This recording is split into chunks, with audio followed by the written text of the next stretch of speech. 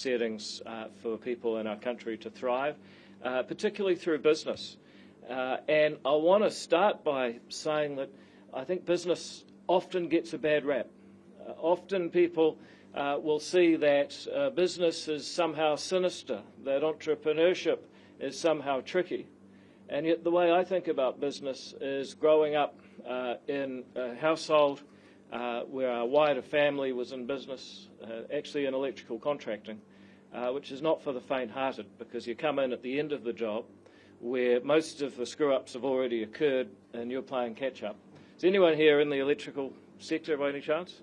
No, they're probably too busy trying to fix up some screw-ups. But I noticed there's someone here that works for Vector didn't put their hand up. That's how, that's how tough it is. And he's too tired. And yet, you know, I hear about the effects of exchange rates, about labour disputes, about changes in copper prices and what that meant for cables, about projects in the Pacific Islands where, you know, diggers sunk into atolls and had to be lost or recovered. And all it told me was that at the end of the day, business is not a magic money tree. It's not something sinister. It's actually extremely challenging to make it work.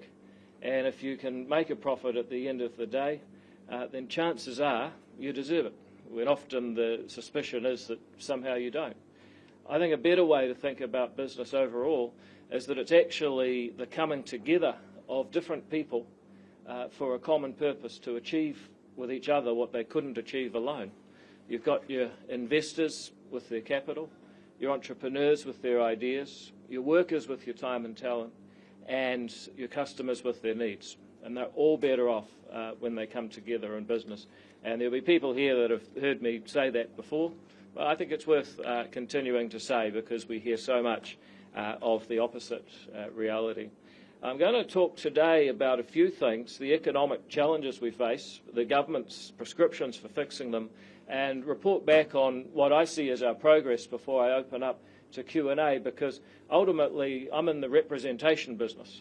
My job is to hear people's concerns and hopes and try to weave those into an action plan in Wellington that actually makes sure that the country is going in the direction desired by the people who are paying the bills. But I want to talk about an elephant in the room first, which I see as the breakdown of political consensus on liberal democracy and economic orthodoxy. And this is not a New Zealand thing, this is around the world. The good people at Freedom House in Washington, DC track the civil liberties and political rights of people in different countries right across the world, about 210 countries. And the trend of the last 20 years is that countries that practice liberal democracy reached a high tide and have begun to regress. And the same with economic policy, where we're now having a global debate about whether trade is in fact good, when for a long time there was a consensus that it certainly was. Nonetheless, if you look at it here, you can see it in particular across generational lines. And if you doubt that, try to think back to Helen Clark's government and how it contrasts with the opposition that we see today. Now, I know there'll be people here at a business breakfast who believed at the time that the Clark government was turning New Zealand into Helengrad. But if we are objective, that government was well to the right of the current opposition, and actually probably not too different from where the current government is today. It's not that the National Party or any others have changed. We've all been pretty consistent. It's Labor who have moved radically to the left on economics and liberal democracy. You know, once a broad-based low-rate tax system without any tax on capital, that was normal orthodoxy. We had a pragmatic approach to government ownership with occasional interventions in rail and banks through the Clark era. Sound familiar? But above all, we had a commitment to liberal democracy with one person, one vote, regardless of background. And in some ways, Helen Clark was even to the right of John Key. She refused to sign the United Nations Declaration on the Rights of Indigenous Peoples, which Key's government subsequently did.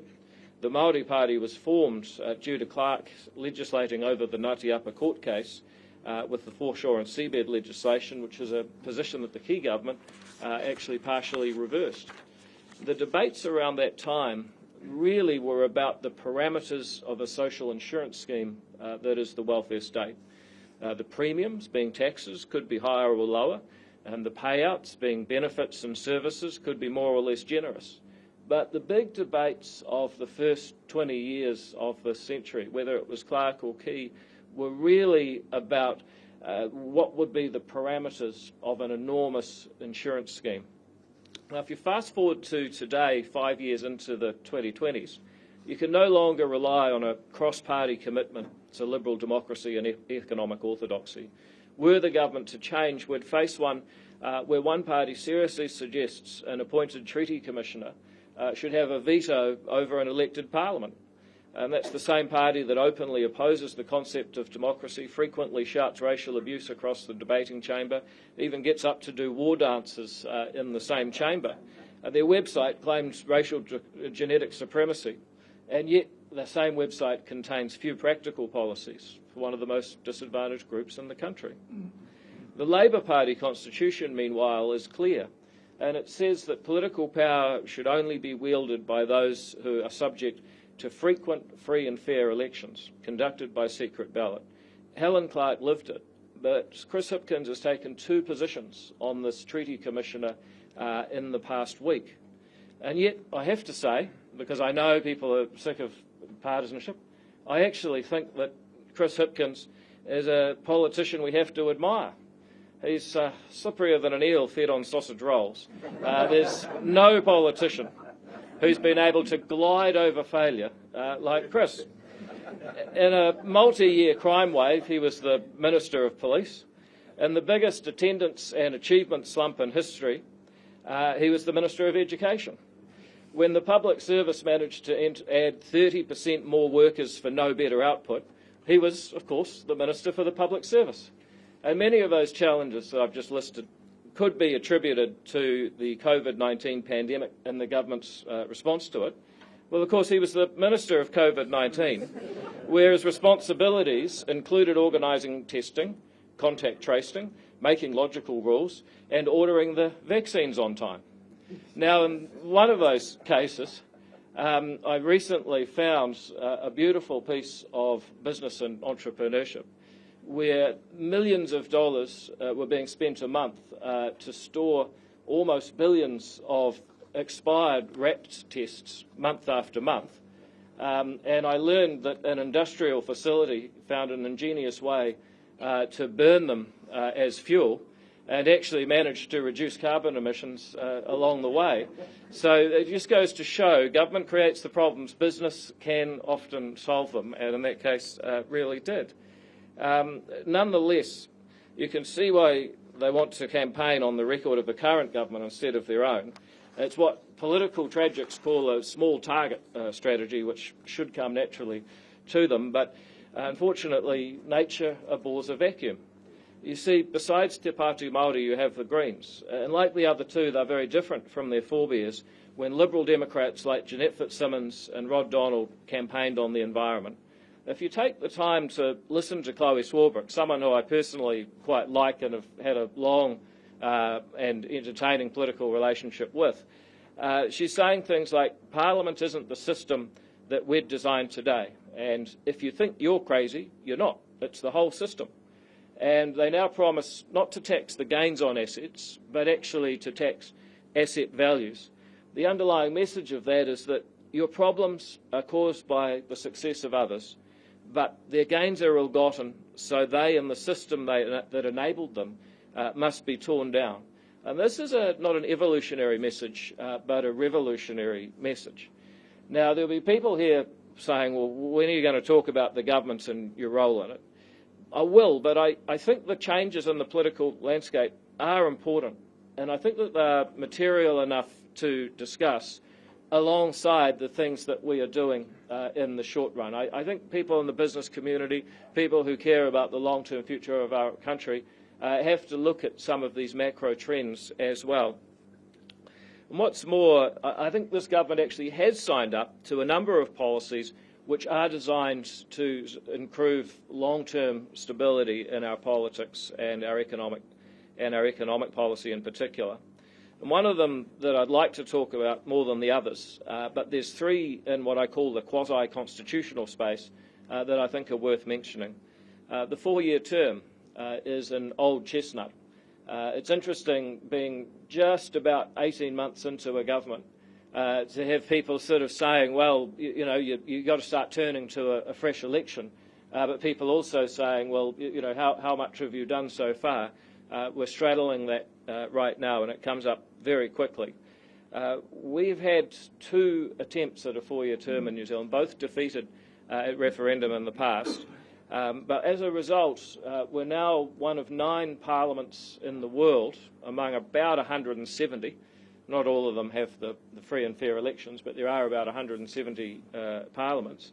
And all of them, except 9, have a 4 or a 5-year term. We've been left as a real outlier. This government is committed to introducing legislation that would put a 4-year term to referendum, and crucially, to a lot of people here in the business community who interact with government, it would make the select committees opposition dominated. And the reason for that is that it would, A, make lawmaking a bit slower and more considered, but also ensure that public officials and new pieces of legislation are subject to much tougher scrutiny than they are in the past. Now, I've got to just say, I got this idea from Simon Bridges, my Valentine. Back in the early dark days of March 2020, we decided the deal with the government was if they wanted to shut down Parliament for COVID, we would have this committee. And Simon was the chair, I was on it, and Simon, of course, at that point was the opposition leader. So this was a very unusual thing for a select committee.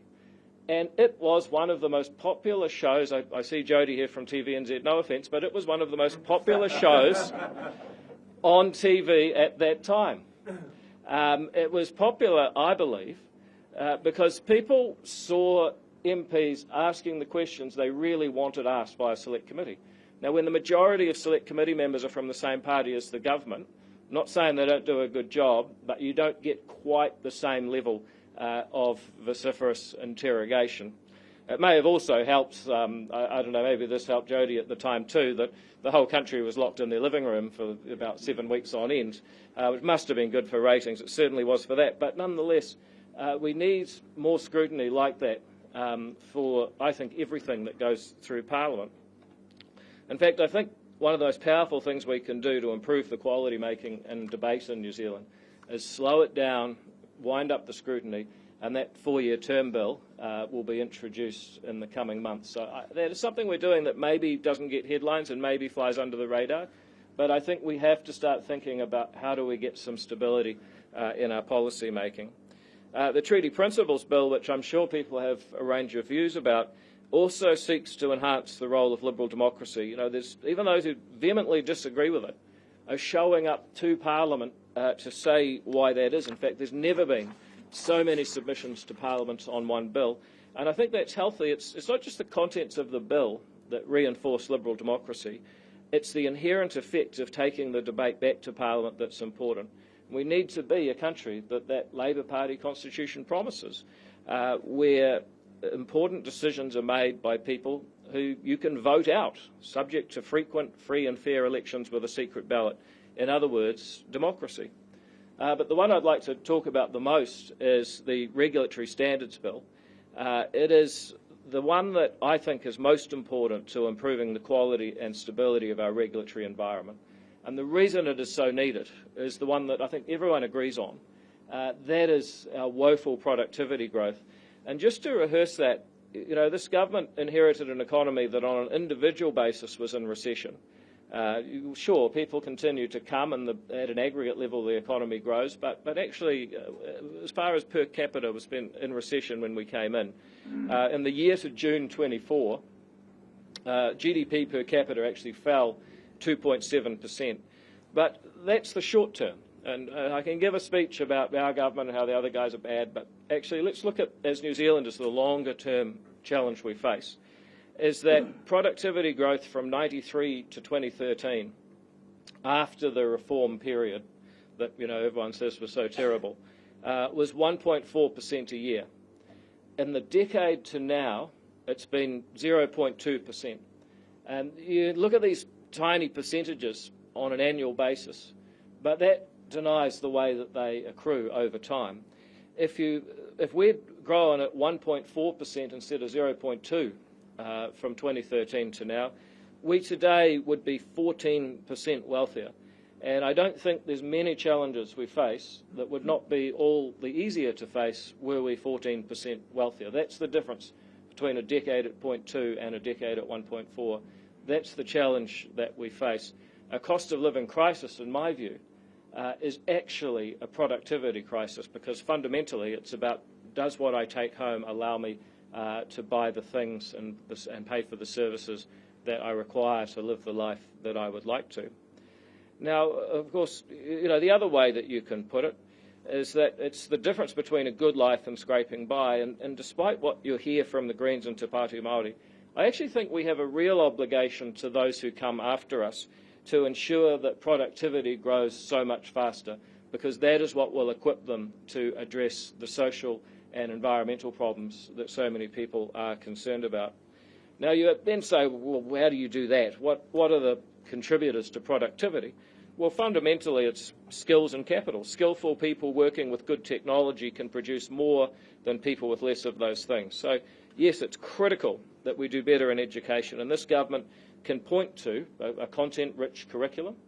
The government is sinking $20 billion a year into education, and now we're actually saying what the children need to learn in return for that extraordinary expenditure. It's quite an amazing thing to have to say, but that's basically where we started and what we're doing.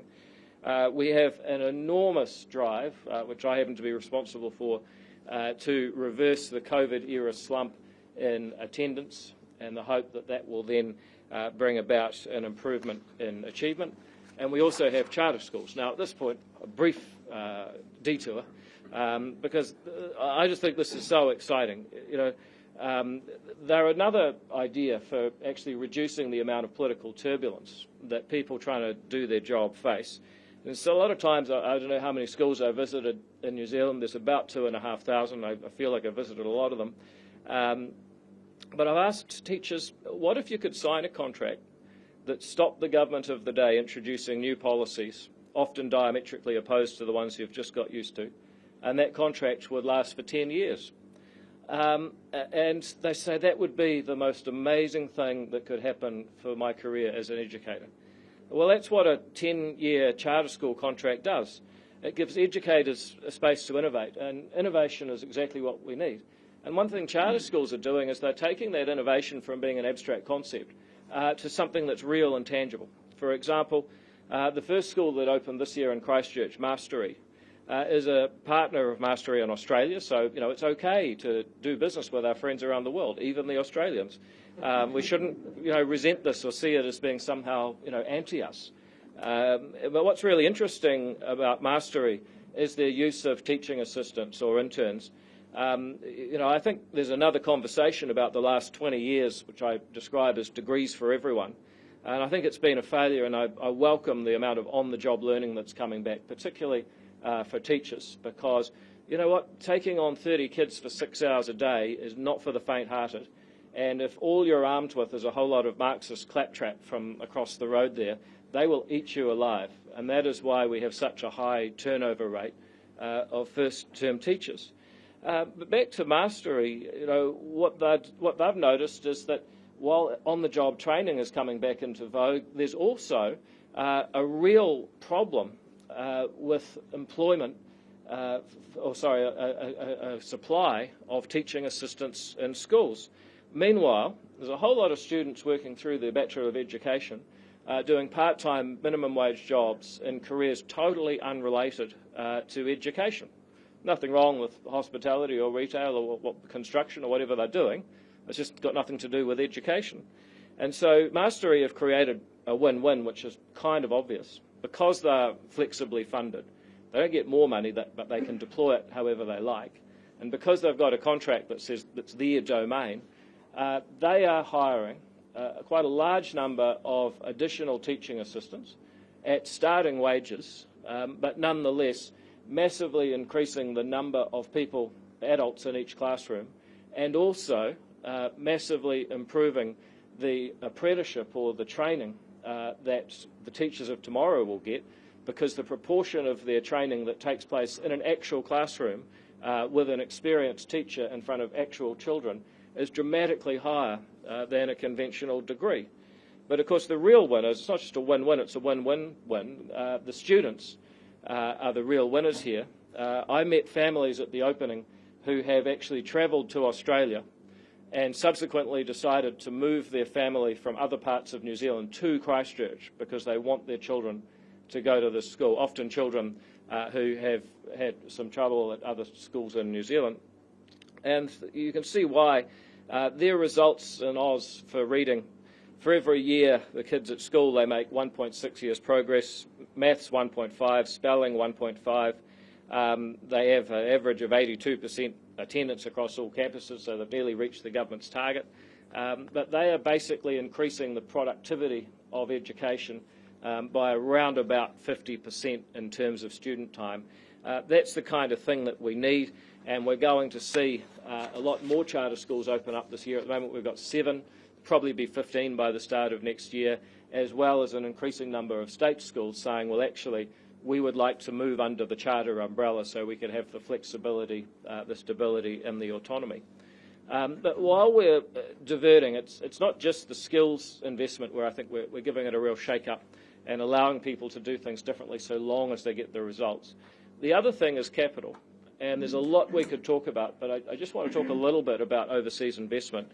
You know, we are in a terrible position when it comes to openness to investment. According to the OECD, at least, they've tracked 38 countries and we are 38. That's not a good place to be. If this was rugby, the country would be in absolute uproar. And yet here we are coming last on a league table, and very few people are energised about it. Well, I can tell you I certainly am. And the investors that we talk to report that our rules impose significant compliance costs, delays and uncertain outcomes. The time frame for a general benefit test is 70 working days and costs $68,000. This is really just not a viable place to be. And of course the result of being 38th out of 38th for openness is actually not too bad. We're 26th for the amount of foreign direct investment that we attract in that ranking. But that's deceptive, because if you're the United States, you don't actually need a huge amount of foreign direct investment given the size of the pool of capital you have. They're still more open than us anyway, but they have a massive internal market which insulates them from the rest of the world, or so they seem to believe. We, of course, being a relatively small state, actually need to be open to capital from outside our borders. And if we're going to make sure that we get paid more, get more investment in, and also get the know-how, then we are going to have to get better. I've already done, I think, quite a bit. We've said that all consents need to be done in half the statutory time frame, 45 days instead of 90. In recent months, they've been hitting that target of working double time 100% of the time. Next, we just need to get school lunches to 100% on-time delivery, and my work will be almost completely done. And I've seen the difference that overseas investment makes. I've seen it firsthand. Once I remember visiting a couple of businesses in Marlborough on the same afternoon. Now, one of them was a winemaker that is connected to LMVH in Paris. Their sophistication in their marketing, their mechanisation, automation of their processes was really, really impressive. And that was coming out of Paris. On the other hand, when you looked at the guys down the road, who were good people, doing great stuff, but they just didn't have the same level of go or sophistication. And that is the difference that can be made not only by getting the cash in, but also by integrating into bigger companies, getting the know-how here in New Zealand. The alternative is to effectively run a cottage industry. So we will be simplifying overseas investment rules shorter. We've done everything we can within the current rules, but shortly we will be also simplifying the Overseas Investment Act which remains one of the most stringent pieces of legislation of any Western country, even as the Canadas and the Australias of the world are busy trying to liberalise. It's actually a moving target we face. But back to regulation, it's certainly true that skills are important, and I'm proud of what the government is doing. I'm proud of what I'm doing in that area. It's also really important that we get more capital in. And again, I think the government can point to a lot of action that makes it easier to deploy capital both within New Zealand on a wider range of projects, such as infrastructure, and also to get it from outside New Zealand. But ultimately, once you've got skills and capital in the room, the question is how much of your time is going to be spent on regulatory activity versus the thing that you actually signed up for. And I think if you look at the way that bad regulation is killing prosperity, there are three key ways. One is the cost of the things that we do. It's the paperwork. It is the saying no, as our Prime Minister says, or a country of no. You try driving a Land Rover in this country. No everywhere. It's the anti-money laundering palaver that ties people in knots. It's the people at early childhood centres who say, I just wanted to help young people unleash their potential. And yet, all I actually do is fear the Ministry of Education coming around. It's the people who ask, why do I need AML for this property transaction, but the gang's got $500 million worth of P in and they didn't have to do any AML. I mean, this is totally unfair. It's the builder who says it took me twice as long to get permission for building something as the actual building of it. These are frequent concerns. But then there's also all of the projects that don't happen, all of the initiatives that aren't taken because people are concerned about those kinds of costs, perhaps because they've been burnt before. But there's something bigger, the third thing that goes to the heart of our identity as a country, and it can be best summed up by the climbing walls at Auckland Grammar that say, do not climb. This is where Sir Edmund Hillary is, according to legend, said to have learned to climb. This country literally could not produce a Sir Edmund Hillary because the Health and Safety at Work Act would forbid the principal of his school from allowing him to climb anything. That is the cultural problem and a malaise that we have from regulation. And put it another way, appeal to a younger audience, regulation is killing our vibe. Nobody migrated to this great country to be compliant, but the compliance culture is infantilising us, and I haven't even mentioned orange cones yet. Although I note that the Wearable Arts Awards in Wellington was literally won by an orange cone, so if you wanted a symbol of where we're up to, that's it. So what are we going to do about all this? Well, we have a significant reset going on. Perhaps the biggest single policy problem New Zealand faces is the RMA. And someone once said, and I quite liked it, this is a country where you can fill a town hall to stop anything, but you can't fill a telephone box to get something started.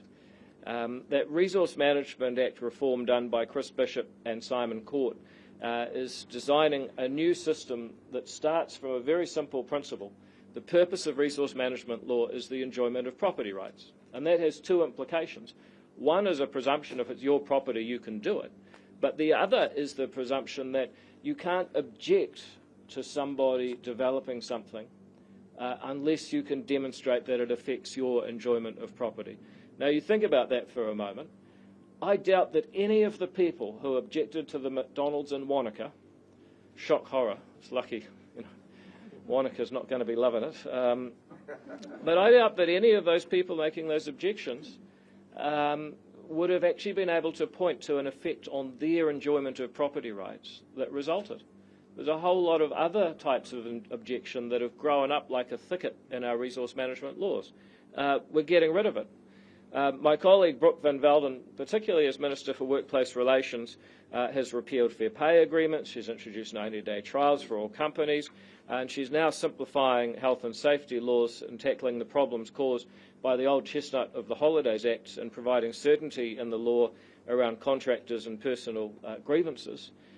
Meanwhile, I mentioned AML. Nicole McKee is bringing some sanity to that, starting by bringing it under a single supervisor in the form of the DIA instead of 3 supervisors, and as a start, exempting some minor activities from AML activity. Chris Pink, meanwhile, is opening up the building products market to foreign competition to get prices down. Andrew Bailey is reforming the three-headed beast that is the CCCFA. Meanwhile, over at the Ministry for Regulation, we've launched the Red Tape Tip Line, an online tool on the Ministry's website where people can make submissions about red tape that affects them. I've got to say, it's popular. We've had over 500 tips in the first couple of months, and there's a massive outpouring of discontent. You know, the tip lines quickly become a tool that not only helps us triage and address those particular issues, and we've done a lot, but it also is starting to give the people who work in Wellington, and what is still a government ministry, a real sense of what life is like for people out there, and it's starting to guide a lot more of their activities. We're getting a huge amount about traffic management, a huge amount about AML. We are working with other government departments to say, well, this is what we're hearing. What are you doing to fix it? So for the first time, we've added to our 30 government departments making regulation, one whose job it is to actually get rid of it. We're also doing sector reviews, 3 of them at this point. Early childhood education. The net result of that, apart from anything else, is that we're going to go from 98 different rules that you have to follow every time you open the door to about 60. But of those that remain, about 2/3 will have been dramatically pared back and removed. So if you look at the thicket of 100% rules, we're probably going to simplify that by a factor of about 2/3 as a result of going out and listening to people in the ECE sector, asking what's eating them, and then going back and doing an objective comparison of, well, do these rules actually make sense? Would we make them again? Are they solving a problem that needs to be solved?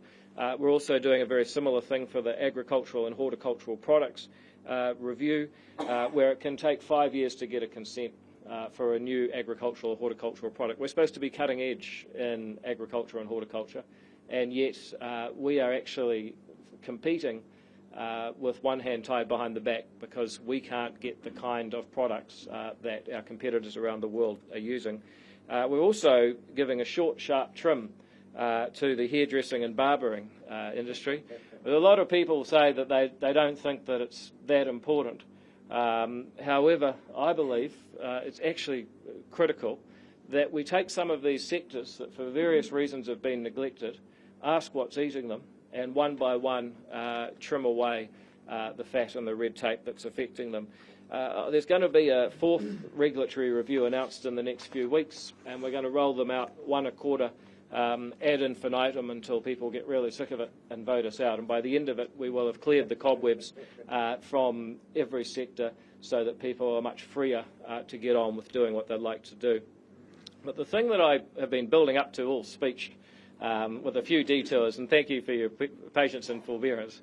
The regulatory standards bill, I think, is the most important thing that we can do for New Zealand's long-term future. And the way that I would talk about it is that our country started off as a pretty teenage sort of a place. If you go back and read the Hansard from the 1800s, our colonial government, there were people who would just show up for a few months of the year after the cows had dried off, all men, stay in boarding houses, massive pool tables next to the debating chamber, debate through to 3 or 4 a.m. at night.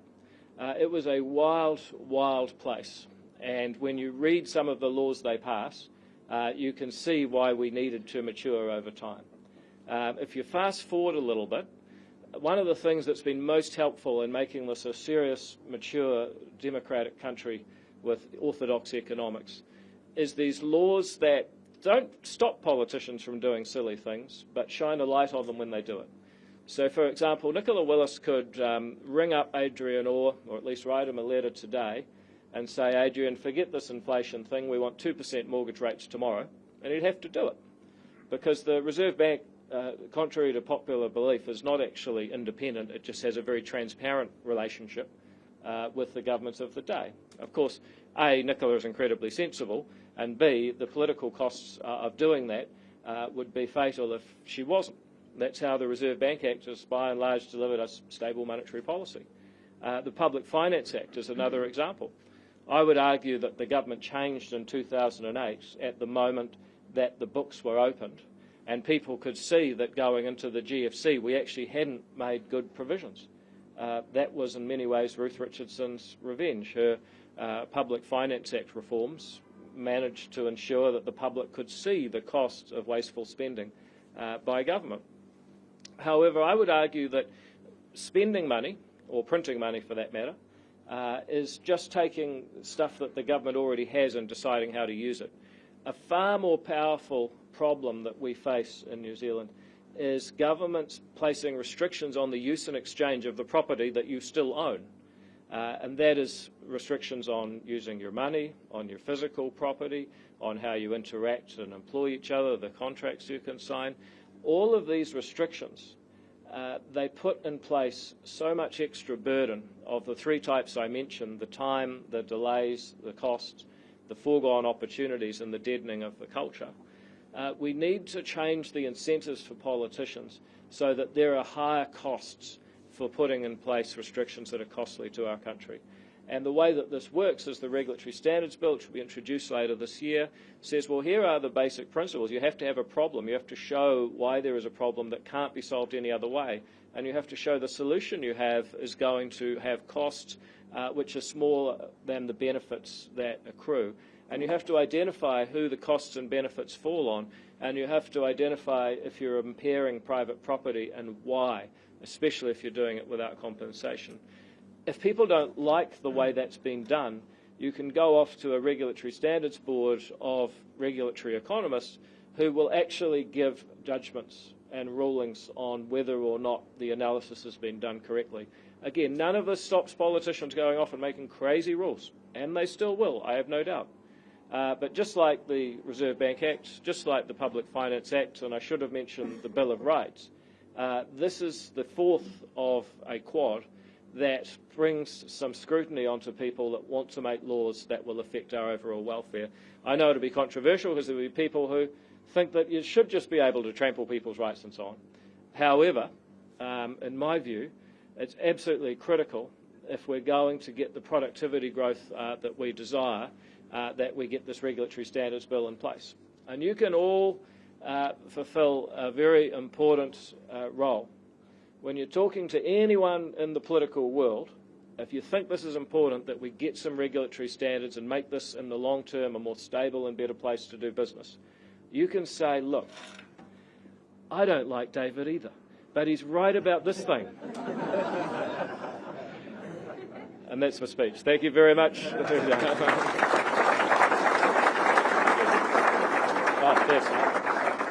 Hey, well, thanks so much, David. I think some really strong messages, particularly emphasis around the economy and productivity. You mentioned Wanaka McDonald's. I was reading The Economist yesterday's true story. Donald Trump on the campaign trail likes 2 filet fishes and 2 Big Macs every day. So there's lessons to live by. There you go. Speaking of him, though, let me start off the questions and then we'll move around. I've heard, and I tend to agree with what you've said about slowing down the process and being more considered.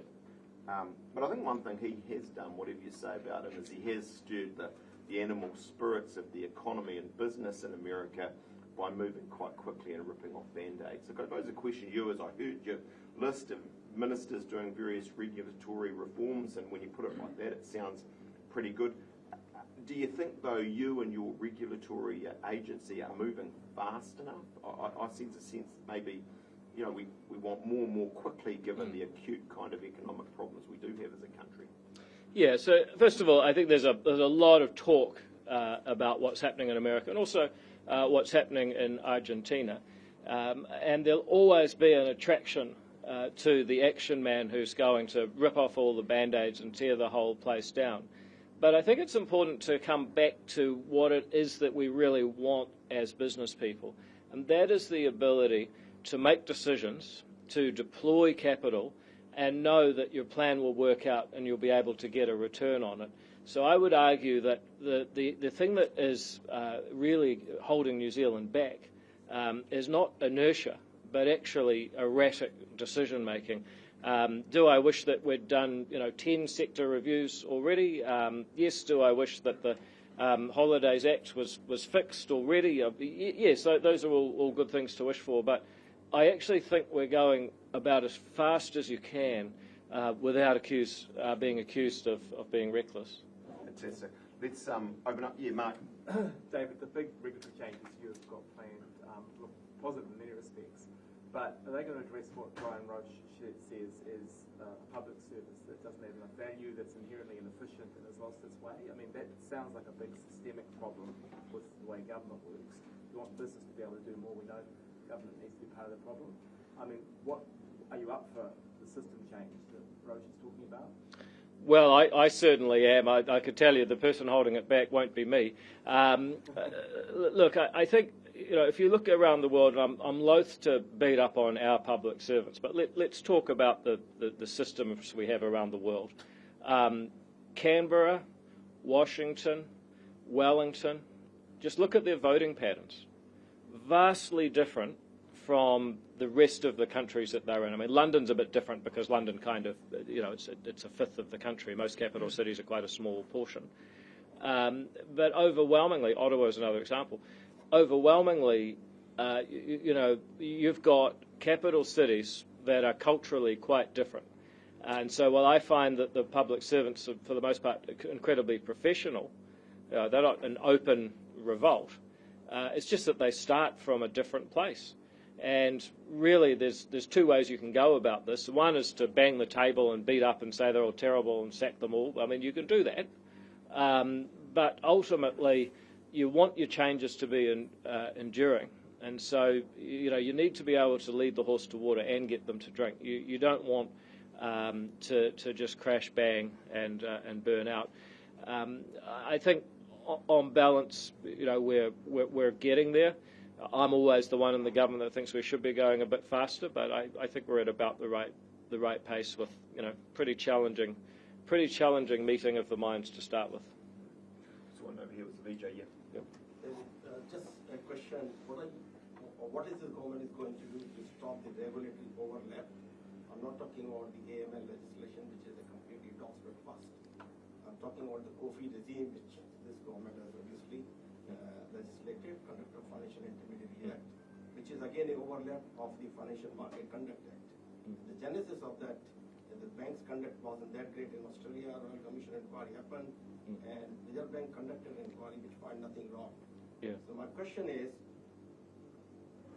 that COFI regime is going to cost a lot of money, not just to the banks, but to the NVDT, licensed insurer, and it talks about fair conduct program, but it doesn't define what is fair conduct program.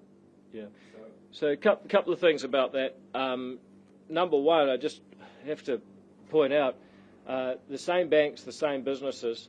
The Australian review found mass corruption, and ours actually found nothing, to the point Adrian Orr was a bit embarrassed he'd wasted all that time and money. So go Kiwi. Second of all, as far as what Andrew Bailey's trying to do, I mean, he is trying to work out the overlap of having three different regulators. His solution is COFI and fair dealing, and that's I generally trust that he's pushing it in the right direction. I suspect that this year we'll see another sector review from Ministry for Regulation that says, okay, that's all fine, but let's look at overall what are the complaints from people in the sector, and which of these laws and which of these regulatory institutions would we put in place tomorrow if they didn't exist today? And when you take that approach, you get to a much better outcome, a much leaner outcome. So that's what I hope will happen this year. But we're still planning which sectors we review over the coming few weeks. Other questions? You sit down back. The right honourable David Seymour, Simon, CEO, ladies and gentlemen, first and foremost, happy Valentine's Day. When I was studying a long time ago when dinosaurs roamed the earth, there was a book called How Survival Statistics. We hear that unemployment rate is 3%, which is about 135,000 people who've got the job seeker benefit, which is 170,000. We've got the sickness benefit, which is about 180,000, nine total about 400,000.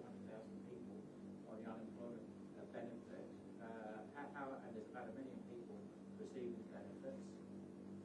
What do you see as the future? We're bringing in 10,000 Indians a month because these people refuse to work. So, how are we going to get that transition of jobs?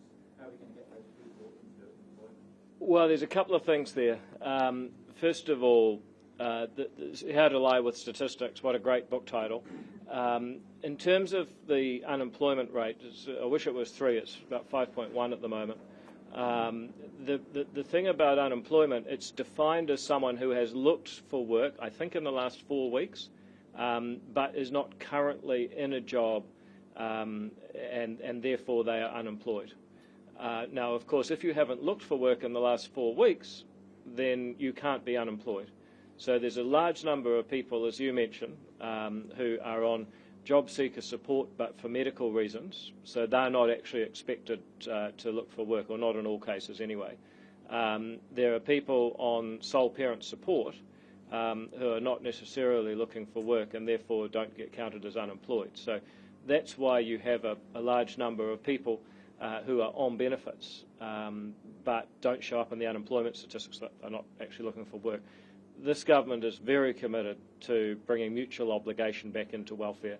So we have, for example, if you don't meet your obligations to show up to the WINS office to show that you're actively looking for work, then you can be, first of all, have your benefit cut by up to half. You can also be put onto money management, where we give you an electronic card and say, right, we're going to give you this card so you've got the stuff you need, but we're not going to give you cash to spend. So we are, I think, bringing back a lot of mutual obligation. On the immigration point, you know, there's a lot of people who subscribe to what I call the, well, not really me, but the lump of labour fallacy. The idea that there's only so many jobs, and if these people come from overseas, they will take those jobs. Well, that's patently untrue. You only have to look at the history of New Zealand. When Kupe showed up, there were no jobs. Fast forward 850 years, we've had millions of people migrate to New Zealand, and now we've got millions of jobs. So my basic conclusion, I'm not a serious economic historian, but it seems to me that immigration actually leads to jobs. Another question. Yes. Are you able to give us a sense of your priorities when you become Prime Minister? Yeah, they'll be the same.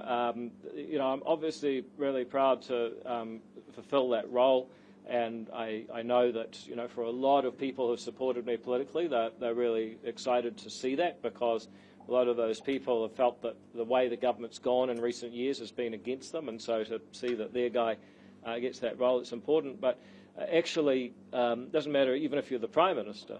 You know, you're one of 20 equals sitting around a cabinet table. So my priorities will remain the same. Primarily as Minister for Regulation, we're going to cut a lot of red tape. In education, we're going to get charters up and get kids back to school, get the lunches delivered on time, and a few other things. And then in health, we're just going to make Pharmac the best health technology organisation in the world that assesses, procures and gets the stuff through quickly, and makes the argument that if we can spend more on technology to save money elsewhere in the healthcare system, we should. Same with MedSafe. If other countries are using it, you can use it too. It's nuts that New Zealand sort of blocks things that the FDA has already decided are safe. And then also in finance, I'm responsible for SOEs, policy, overseas investment policy, and Nicola occasionally sends me out to save money because she thinks that people expect it. So the rest of the ministers can dissuade me instead of her, which is it's actually a win-win. So those are the things that I do, and of course also I was leader of ACT. I mean, we've got a coalition agreement that, you know, frankly is driving a huge amount of the agenda. You know, a lot of what you see announced, you can find the genesis of an ACT's coalition agreement with the other two parties. So yes, the priorities stay the same, but I'm very proud to be given that role. Roger. Yeah. Minister, very good friends in the media tend to talk up the supposed tensions in the coalition, and I guess I'm just more interested in how much you think those competitive tensions, more than anything else, make it a handbrake on getting your agenda through and getting done what you need to get done. Yeah, so first of all, about the reporting of the tensions, you know, I think what's really important is that this is MMP. It's been coming for a long time. I would argue our country's gone through 4 big shifts in its political structure. I mean, prior to 1891, all the drunk farmers I talked about, there were no political parties. Then King Dick Seddon formed the Liberals, and we had a one-party parliament. Then we had Reform and the Liberals, and eventually that coalesced into Labour and National. So we had a 2-party system from the 30s. And then in the 80s and 90s, people got sick of that, and we've had a nominally multi-party system, but really a 2-party system. I think now, if you look at Parliament, those 2 traditional parties are together at about 60%. We may be, I think, going through a 4th shift to having multiple parties, and that's not unhealthy. That's actually normal in most of the democratic world. It's really only, Britain and the United States that don't have a competitive multi-party system. I don't think there's anything wrong with that. It actually means that as a voter you're more likely to find someone that serves and represents your interest. So I find some of my friends in politics are opposed to a duopoly in supermarkets, but they're the same ones that want one in politics. I mean, I think it's healthy, and of course, yes, there are tensions, but is that slowing down what we achieve? I would argue that actually we achieve more. And actually this is something that James Shaw said after the 3 years that he, Jacinda and Winston were in power. He said actually having people marking each other's homework leads to better policy. It also means that you have ideas that are introduced that probably one party wouldn't have come up with. I believe ACT has made a disproportionate contribution. Other people would say we're policy nerds. I mean, we'll take it either way, but I think it's important that you have at least one party that acts as a bit of a think tank. So no, I think it's inevitable historically. I think it's natural internationally, and I think it's actually enriching the quality of policy debate within the government and the quality of ideas that come to the government. So, David, what are your views on longer-term decisions beyond this 3 or 4-year cycle that comes up? Getting longer-term decisions, longer-term things which need, like 5, 10, 15 years to be in 20 years? Well, I think one of the most interesting areas is the infrastructure space, and really anything that has long-term investment. So if you take infrastructure first, what we're doing introducing these relationships between government and investors, getting far more sophisticated at P3s. We're really saying, look, as I've just heard this morning, what's happening in Ontario, what's happening in New South Wales, how can we ensure that New Zealand is a place worth investing in?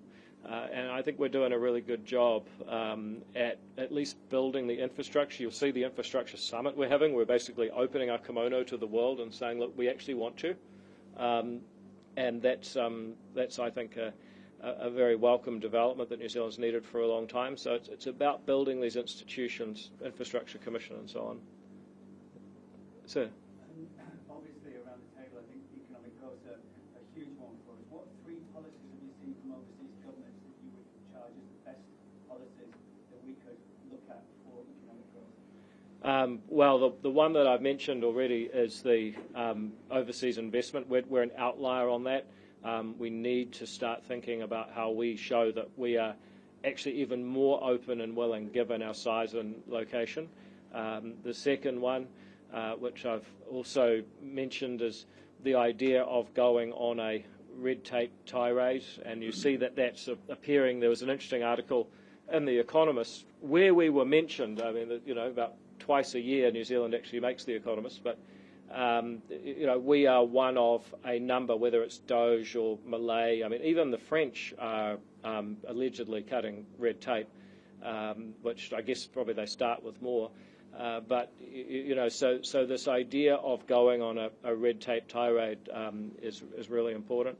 And the other one that we've taken to heart is the idea that we've got to get some innovation in education. So, in the UK, 80% of high schools have converted to charter.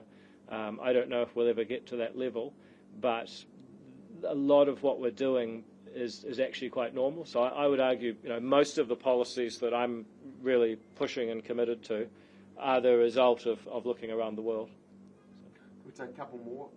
Yeah, Angus. We touched earlier on transfer payments. One thing that you haven't talked about is superannuation. And I just wonder if there's any appetite in the current government for any reform. Well, it depends on the party. I mean, in my view, we've just got to get a bit real. You know, I mean, 65 is not old. The proportion of 65-year-olds, I don't have off the top of my head, but the proportion who continue to work, the number of people I meet who say, I tried to retire, but I got bored, so I'm working again. And yet we continue to pay transfer payments. I mean, just to put it in perspective, every year about 60,000 people turn 65, and they all become eligible for a full pension. Now, where that adds up to, after you accept that some people also stop collecting a pension each year, but a far lower number, we end up with about 30,000 additional people, and the cost of that fiscally is about 1.4 billion. To put that in perspective, that's kind of in the ballpark of what we spend on something like police or corrections, or it's a big deal, and we've just got to have that debate. But one thing I've learnt is that is sometimes going out and being the politician that tells the truth is not rewarded handsomely at the ballot box, and I think I probably lost an MP or two for going out 4 weeks before an election and saying this has got to happen. That's the great difficulty we face.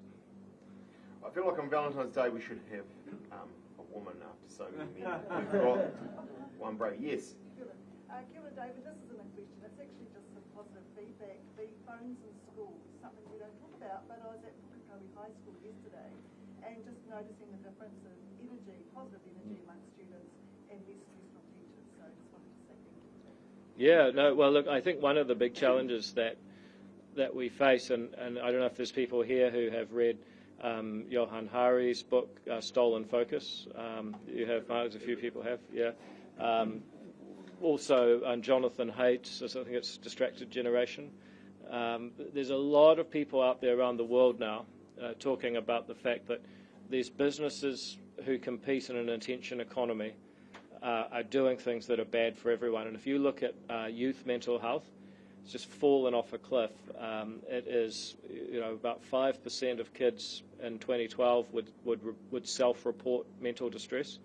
In COVID, it got up to about 25. It's still about 20.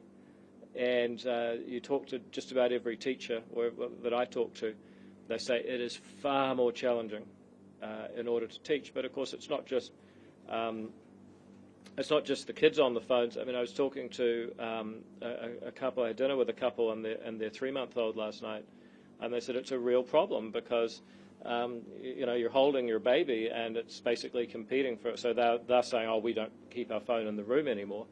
But I think there is a big public policy problem there to be solved, and it's a challenge for all of us. Probably explains productivity. So if it wasn't for the New York Times games, I'd probably be Prime Minister by now. Ma'am, yes. Hi. I just want to look at a couple of things that you've said. Completely aligned about farming and the safe reform. Simon spoke about earlier, are we doing enough to make sure those things are moving quick enough? I mean, I guess I want to link it to, we talk about OECD average. We know that pharmaceuticals are spending a third of OECD's average, and we've got the low standard of care medicines here. So what more can we be doing in that space to make sure that stuff is accelerated? Because obviously you've got people, your aging population, as we talked about, you've got people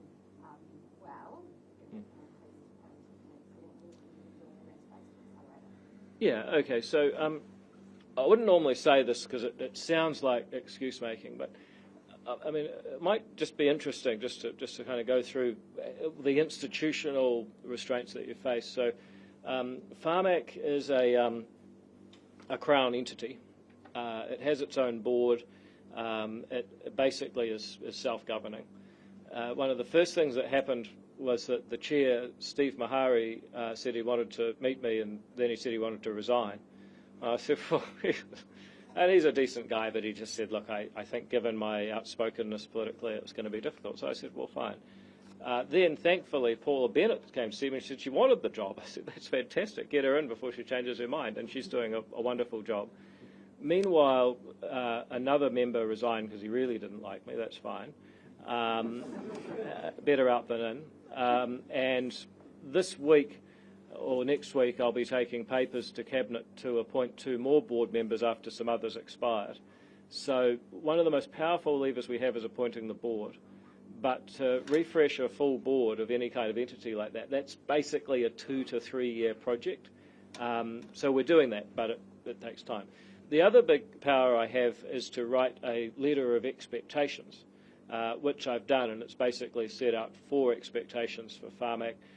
They have to work out, are they in or out on devices? They've got to change their culture so they actually listen to patient voice, and they've got to decide, are they going to economise within a set budget or start getting good at making the argument for more budget, and they've got to decide whether they're in procurement or assessment, because they're sort of mixed up about those 2 things. So I've sent them those instructions. They've written back and said, yes, we'll do these things, and they're now doing them. But, you know, that's about it. The other big power I have is that I can change the Health Act and specifically the legislation around Pharmac. But if you want to do that and you take it seriously, you'd probably want to go out, consult, listen to a few more people before you just did it, get it through Cabinet, get the Parliamentary Council Office to draft it, introduce it to Parliament, go through Select Committee for 6. So that's basically a sort of 1 year minimum, but really if you do it properly, 2 year process. And then the other thing I can do is get them more money by arguing in the budget process, which I think I've been reasonably successful at. We're up about 600 mil so far. Those are all the things I can do to Pharmac. I can't just march in there and start telling them what to do. There's all of these arm's length procedures. And this kind of goes, and I thought I'd say this in response to Simon's question too. It's very easy to get up and make speeches, but actually, if you respect that we're a pluralistic society, that different people have different roles, they sit on boards, they sit in management, there's procedures of letters and stuff, then you actually have to do these things in a respectful way. And it literally takes years. So I just thought, I don't want to sound like I'm excuse making, but I also just think probably a lot of people don't appreciate that it's not, and I get people in business, people have been strong supporters. I say, why don't you just bloody do this in my business? I say, yes, in your business you're basically a dictator. You own it. I don't own the New Zealand government. Not yet, David. Well, it's not the Cook Islands. So that I just, but your real question is about how do we get more medicines for people? And you're right, we lag well behind the OECD average in terms of, I think the average OECD country spends about 14% of their health budget. We spend about 5 or 6 now, so it's not quite a third, but it's we're below, I accept. The biggest thing of those 4 priorities is that we're doing a budget bid for Pharmac this year that's a bit different from others. Instead of saying, look, you give us the money, and then we will fund the best medicines we can afford within that envelope. Instead, I've challenged them to say, how can we get $10 million of extra money that we would not have got but for proving that funding these drugs is going to save money elsewhere in the healthcare system? And there's a million examples of this. For example, since we funded Trikafta, there's been almost no lung transplants in New Zealand. Now, I don't know how much a lung transplant costs. I probably should, but I would guess it's probably one of the most expensive procedures in medicine in New Zealand. We may well have saved money by funding Trikafta. And there's a lot of other examples, statins for heart operations and so on. So I'm getting Pharmac to start thinking about how do we shift our attitude to how do we get more money to save money over the entire system. And I'm going on a bit, but the example I first thought of as a local MP, I had a woman come and say she had MS, but they wouldn't fund the drugs until she deteriorated to the point where she couldn't work. Now, the plot twist was she was an Australian citizen, so she's going to Melbourne every 6 weeks and getting injected and continuing to work and pay taxes to the New Zealand taxpayer. And I just thought, well, this is crazy. Like, surely putting aside her own welfare, which of course is important, but just from a sheer fiscal point of view, we've got to start asking the question, would it be smarter, not just for the healthcare system, but for the whole of government to fund that? So I hope what will happen is that we will get 10 million this year, the next year we'll go for 100 million, and we'll be able to show that we're bringing new medicines and new technology, new medical devices into healthcare that actually displace cost elsewhere. In other words, raise productivity in healthcare. So that's my little scheme around Pharmac. Well, maybe if they invite me back, I'll tell you how it's going in the future. Yeah. Hey, well, ladies and gentlemen, thanks so much for coming. Thank you very much.